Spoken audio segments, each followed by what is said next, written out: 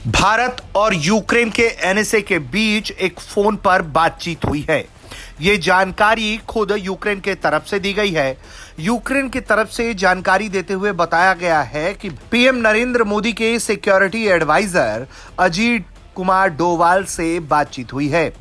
इस बातचीत में यूक्रेन और भारत के रिश्तों पर बातचीत हुई है। इसके साथ ही जो मौजूदा हालात है यूक्रेन के, उस पर चर्चा हुई है और इसके अलावा यूएस प्रेसिडेंशियल एडमिनिस्ट्रेशन में बदलाव के मद्देनजर किस तरह के कदम उठाए जाने चाहिए साझा तौर पर, इसको लेकर भारत के एनएसए के साथ यूक्रेनी एनएसए ने चर्चा की है।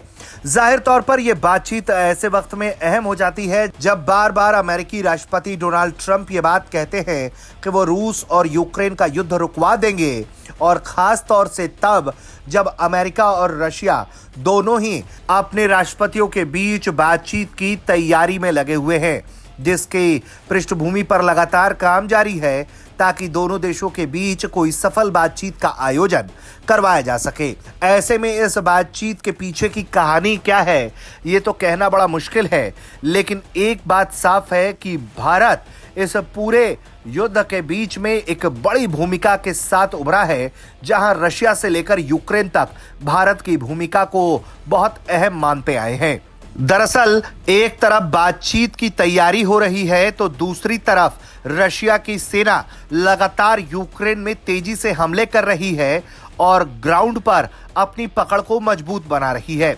हालांकि जो ट्रंप लगातार कह रहे थे कि उनके शपथ लेते ही वो युद्ध रुकवा देंगे, उन्होंने यूक्रेन को थोड़ी सी राहत की सांस दी है और 90 पैट्रियट मिसाइल डिफेंस सिस्टम को यूक्रेन की मदद के लिए भेजा है।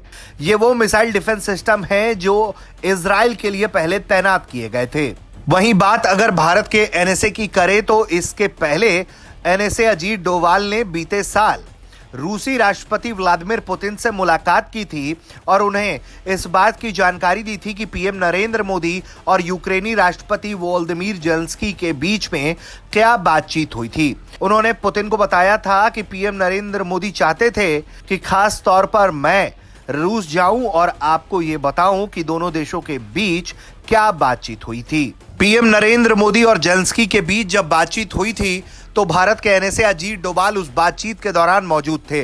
ऐसे में एनएसए अजीत डोभाल का पहले रूसी राष्ट्रपति के साथ मुलाकात करके पीएम नरेंद्र मोदी की दौरे की जानकारी और बातचीत का ब्यौरा देना और अब यूक्रेन की तरफ से फिर से एनएसए से बातचीत करना, यह अपने आप में बहुत कुछ इशारा करता है। इंतजार है कि क्या जिसकी उम्मीद पूरी दुनिया लगाए बैठी है, उस उम्मीद को पूरा करने में भारत अपने सबसे बड़ी भूमिका निभाने जा रहा है। ब्यूरो रिपोर्ट, भारत तक।